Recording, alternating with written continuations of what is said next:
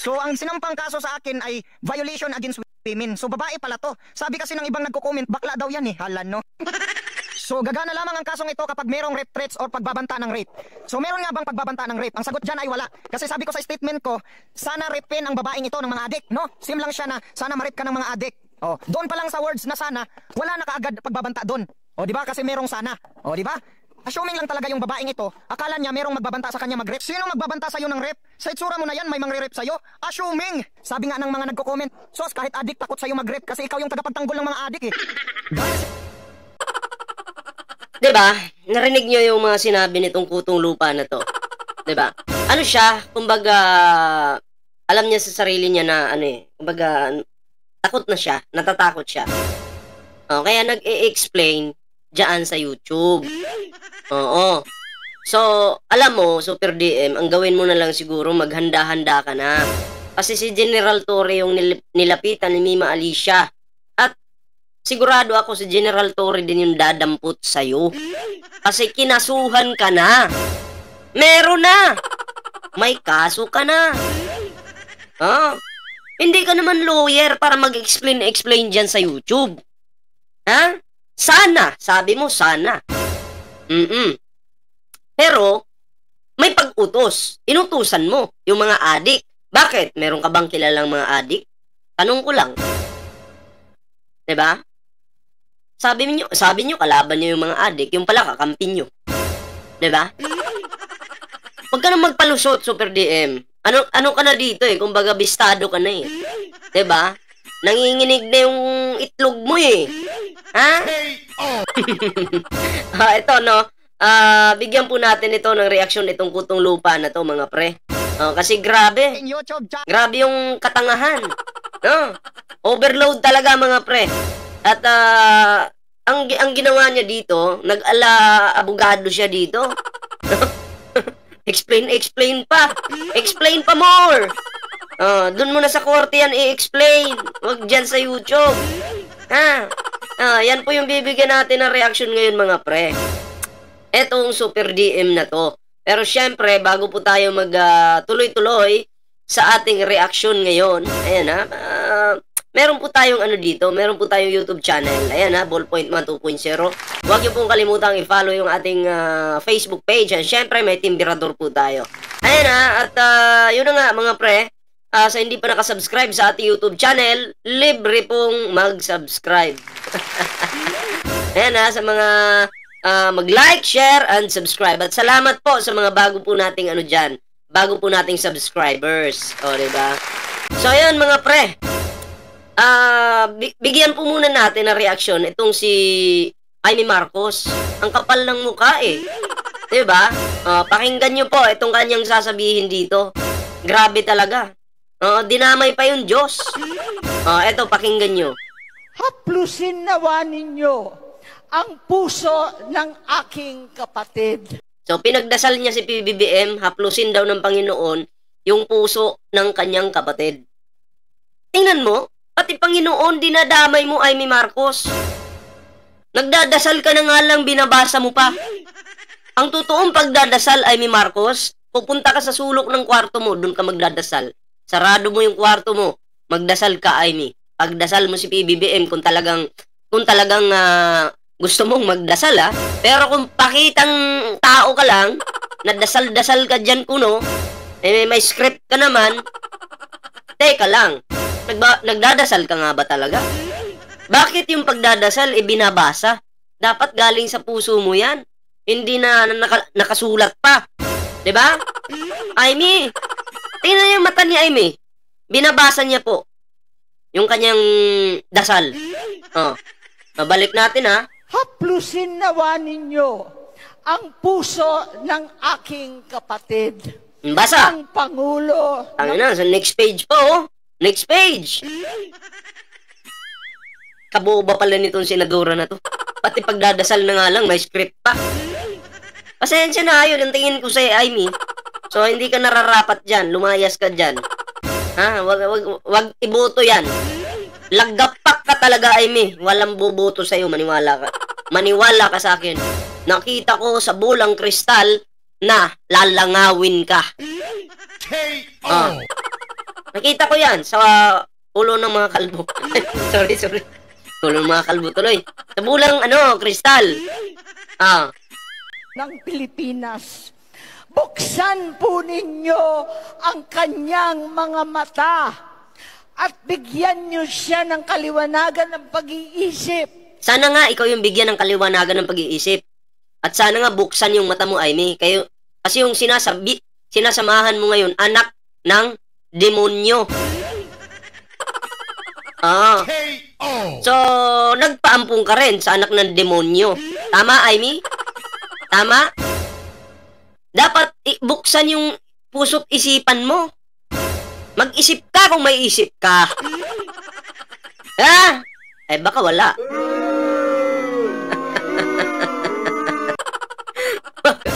Tuloy.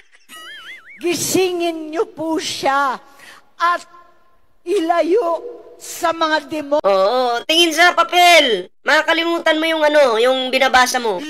Ilayo daw si PBBM sa mga demonyo. Baliktad yata, Aimee. Di ba yung sinamahan mo, demonyo? Minumura yung Diyos? Aimee, si Sarah yung ipagdasal mo at si Digong. Huwag yung kapatid mo. Kasi yung kapatid mo matino. Pati sarili mo, ipagdasal mo, Aimee. Mukhang yung mga desisyon mo sa buhay mo, Aimee, wala na eh. Diba? Namamangka ka sa dalawang ilog eh. Ay, nako, kawawa ito si Aimee. Hindi ito mananalo to. Demonyong nakapaligid sa palasyo.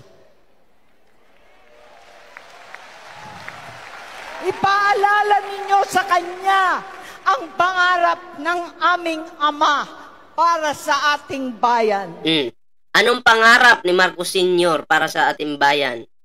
Na maging umayos yung takbo ng Pilipinas at walang droga sa Pilipinas. Yun yung pangarap ni Marcos Sr., Aimee. Pero tingnan mo sinong sinasamahan mo ngayon, Aimee. Yung kaibigan ng drug lord. Diba? Walang iba, si Digong. Diba tropa niya yung mga drug lord? Aimee Marcos. Pero ang ama mo, umapatay ng drug lord. Pero ikaw, Aimee, sumasama sa may kaibigang drug lord. Kung buhay lang siguro yung tatay mo, baka tinakwil ka na. Diba? Kasi yung mga loyalista ngayon, kinalimutan ka na, Aimee. Yun yung totoo dyan. Diba? Yung tatay, pumapatay ng drug lord. Yung kaibigan ni Aimee, protector ng drug lord. Galing? Maging gabay. Sana. Anong gabay? Gabay!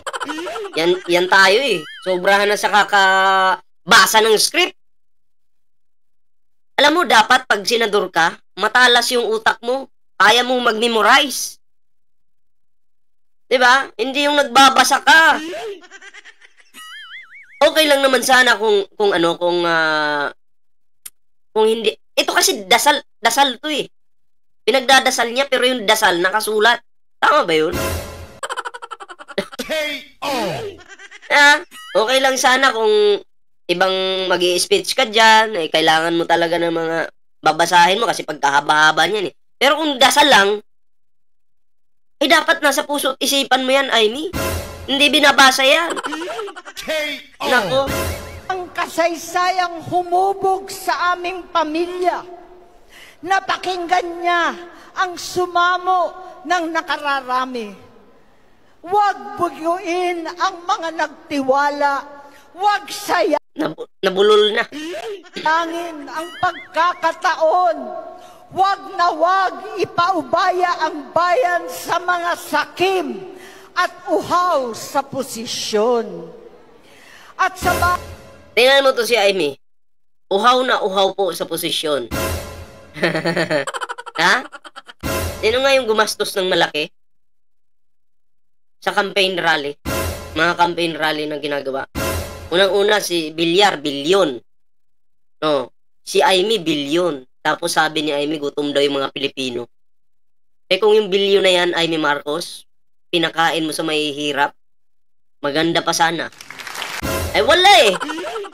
Puro lang kapital po nila yung mga mahihirap. Gagamitin, gutom daw yung mga mahihirap, bla bla bla, pero yung ginasto sa campaign rally, mga campaign rally ni Amy, pangkalahatan na, bilyon. Oh, atat na atat manalo. Lagapak naman pababa. Ala eh. Araw-araw ng panunungkulan, laging ihuli ang anuman pansarili. Bigyan niyo po ng lakas ng loob ang bawat Pilipinong hinahamon ng kasalukuyan. Manindigan para sa tama. Wala, may tama ka na. Wala kang paninindigan, namamangka ka pa sa dalawang ilog. Good luck sa iyo, Aimee. Siguraduhin po natin na hindi mo nanalo itong si Aimee. Huwag po nating iboto yan. Kasi kahit doon sa kabila, sinusuka po si Aimee ngayon. Alam nyo ba na maraming mga DDS ngayon yung nabuisit kay Sara Duterte? Nainis kay Sara Duterte? Bakit? In-endorsion niya ito eh. Nainis kay Sara. Sabi pa nga ng ibang DDS, sinungaling ang ating Vice President. Bakit? Bakit sinungaling? Sabi niya, hindi daw mag-i-endorso. Eh ngayon, malaman-laman natin, nag-endorso pala. Traitor pa yung in-endorso. Tandaan nyo ha, si Marcos Jr. nga, no? Si PBBM. Tinraidor ni Aimee. Kayo pa kaya? Sus! Diba? So, good luck sa inyo. Congratulations in advance. Ha? Okay. Ngayon mga pre, pag-usapan naman po natin itong issue sa Davao. Ito yung ano pa si Sara Duterte, mayor pa eh, no? Ibang klase ang inyong lingkod na si Sara. Talagang alam mo yung ano siya, addict talaga sa budget. Addict sa kaba ng bayan. Gusto niyang higupin yung kaba ng bayan. Wala, yan po ang inyong minamahal na Sara Duterte. Hua flags Davao City. Davao City's 9.489 billion assets. Alam mo, ang budget po sa Davao City, sobra-sobra. Sobra-sobra po. Umaapaw. Bilyon-bilyon, milyon-milyon. Di ba? Pero kung titingnan po natin ang Davao City, wala pong pag-unlad. Di ba? Malaki yung budget, pero yung ginastos, di ba? Wala pa sigurong 20%. Nasaan yung 80%? Yan ay estimate ko lamang po. Hinahanap natin, di ba? Nasaan na kaya yun? Oh. Then, nagtatanong lang ako, nasaan na kaya napunta yun? Oh, eto yung video, panoorin po natin ha. Para mas maliwanag. Bago tayo mag-proceed dun kay Super DM, eto muna, panoorin po natin yung kagarapalan nitong babaitang ito. Asa na ba yun? Yan. Panoorin po natin mga pre. This post by former Finance Undersecretary and economist Dr. Shelo Magno is trending on social media. The graph chart showed confidential expenses of Davao City from 2017 to 2022, derived from a Commission on Audit report. In 2017, Sara Duterte was mayor, and under her watch, Davao's confidential expenses supposedly reached 293 million pesos. In 2018, it ballooned to 420 million pesos. And from 2019 to 2022, it has reached 460 million pesos per year. The COA report does not state the source of fund. So kung ikukumpara mo yung data, kung magkano ang inallocate ng local government ng Davao for education, mas malaki pa yung napupunta sa confidential fund. So ako, kung pangkaraniwang mamamayan at ganito yung gastusin o behavior ng pamahalaan ko ng local government ko, ma-alarm ako. No? If the graph is accurate, it is undeniable that confidential funds got the lion's share of Davao City's budget. It seemed it was more of a priority than the local health department's needs, even during the height of the pandemic. In 2020, the city's budget for the health sector is only 400 million pesos, over 60 million less than the confidential funds. 2020, at the peak of the pandemic, mas malaki pa yung confidential fund kaysa sa ginastos ng Davao City for health. Mas malaki pa yung confidential funds, no? Tama?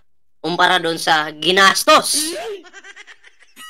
Yun sukli, nasan yung sukli? May sukli pa yun ah. Alam mo noon, maliit pa ako. Sabi ko sa lolo ko, oh, sige ako nang bibili. May 20. Oh, may sukli pang 10. Ibubulsa ko na yan. Siyempre, ganun yung mga bata noon eh. Diba? Ibubulsa ko na yan. Di ko na ibabalik. Maya-maya, maalala ng lolo ko, yung sukli, asa na? Balik ko. Nahuli eh. Kaya, ang tanong ko dito, mas malaki pa yung budget kumpara dun sa ginastos. Nasaan yung sukli? Nako. Sara?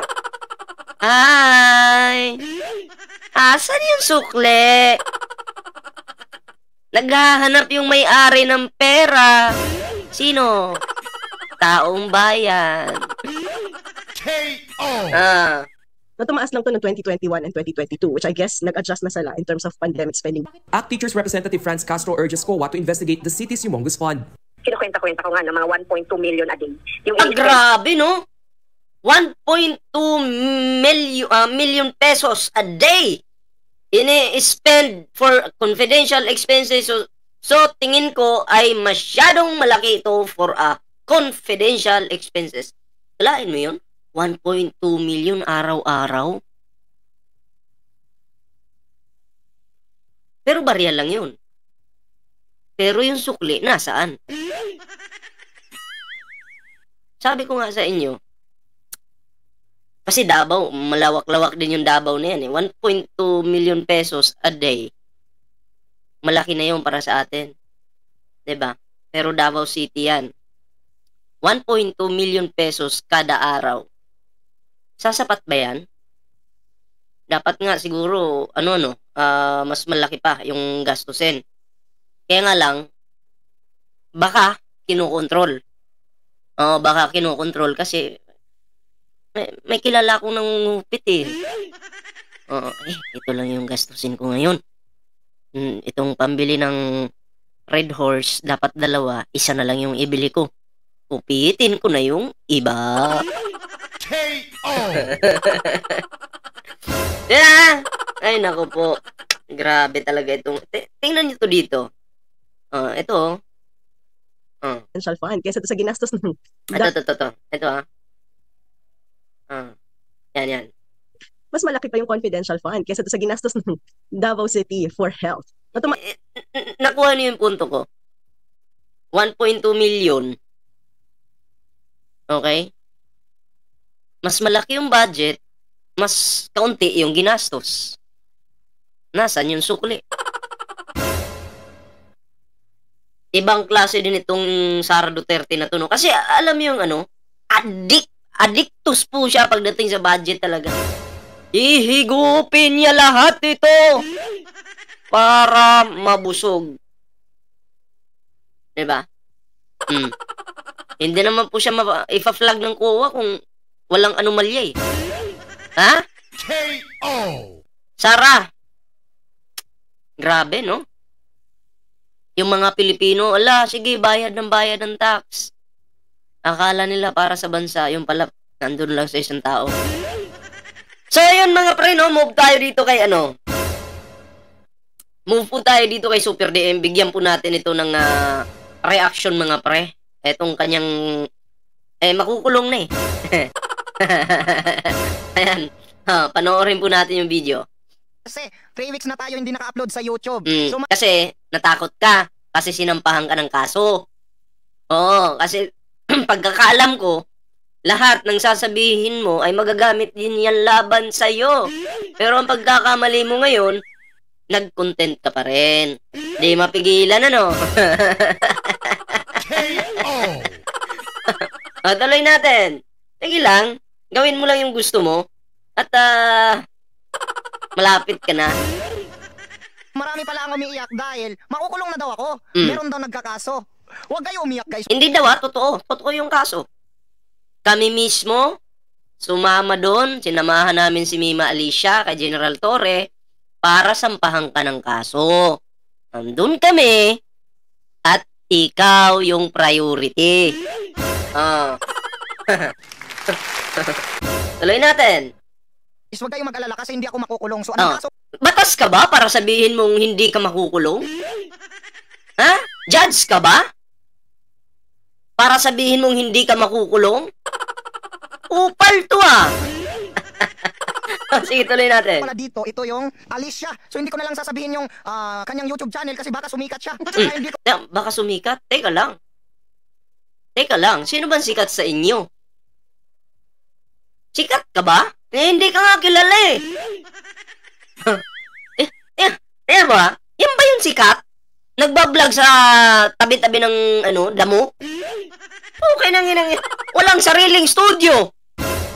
Hampas lupa. Oh. Yan ba yung sikat? Mariusip naman. Alam mo, ang tagal mo na nagbablog pero yan pa rin. Yan pa rin yung mo?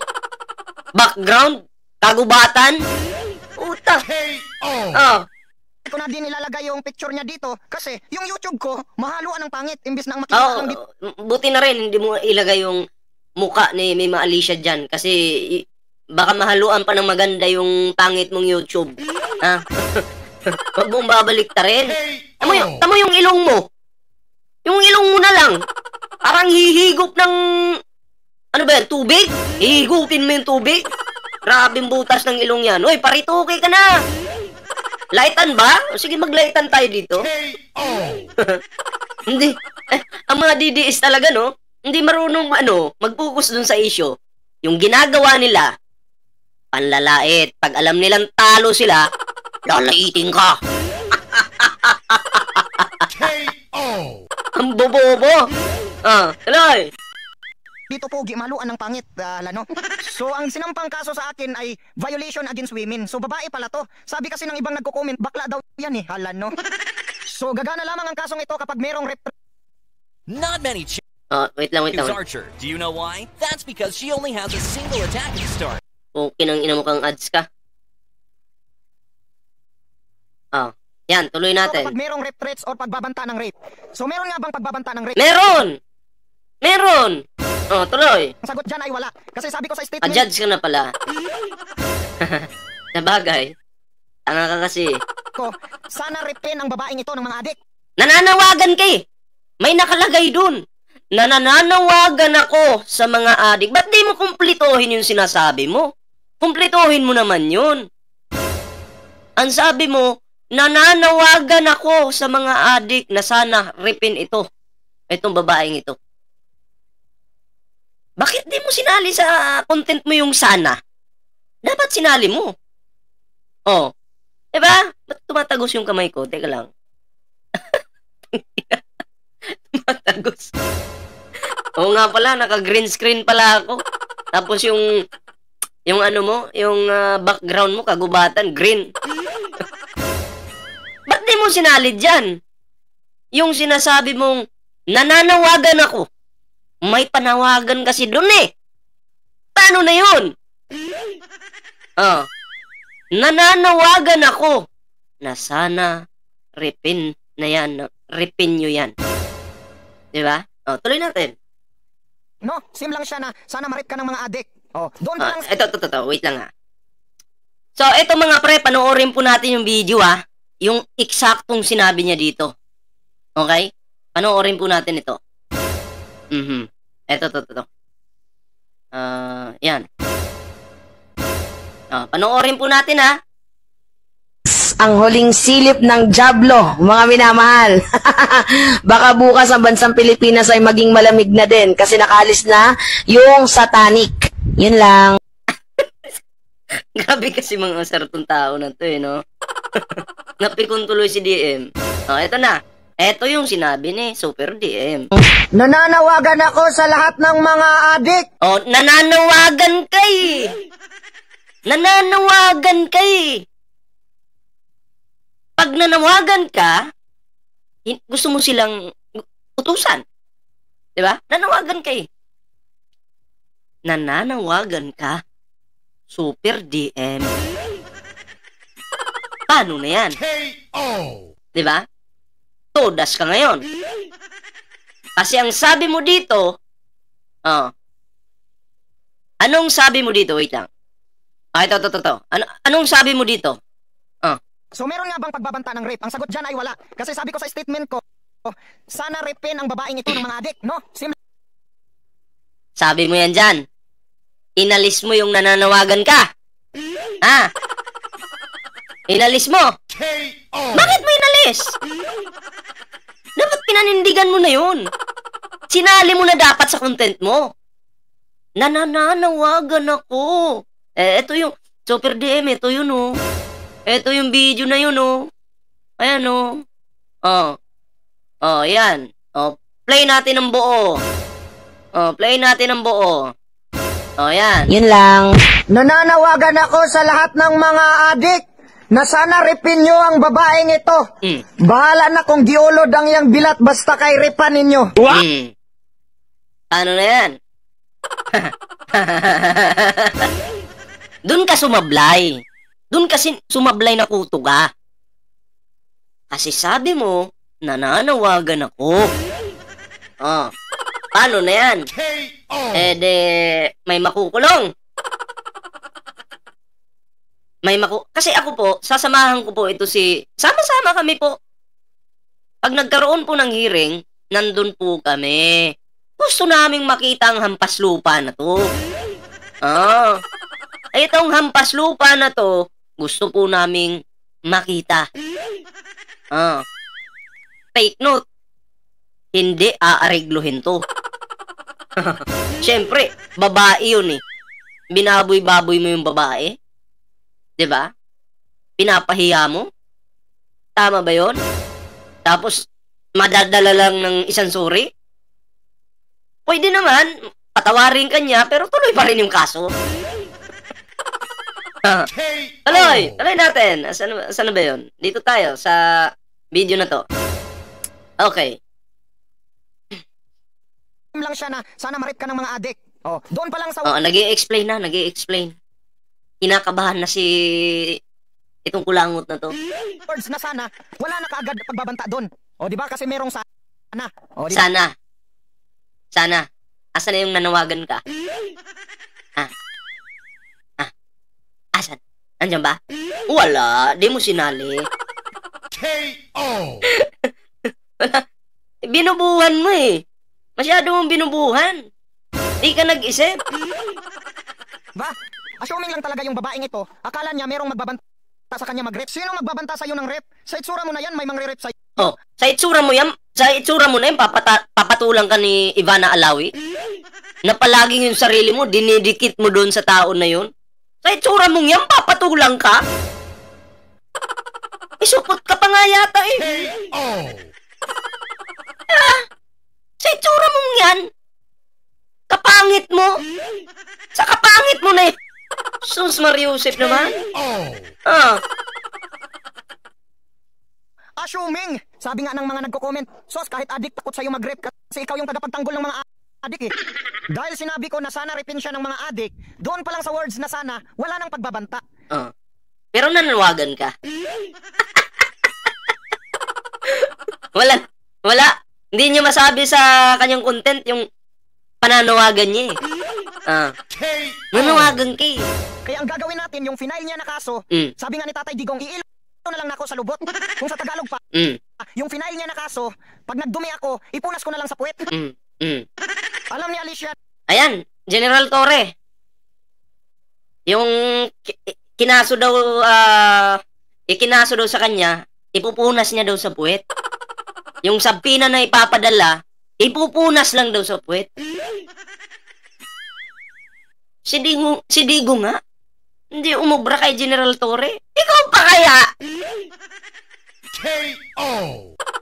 Maawa ka sa sarili mo. Sa nipis ng katawang mong yan. Baka sabihan ka ni General Torre, hihilain ko yan. Umayos ka. Hihilain ko talaga yan. So, yun lang, di ko napababain yung video ito mga pre. At abangan nyo po yung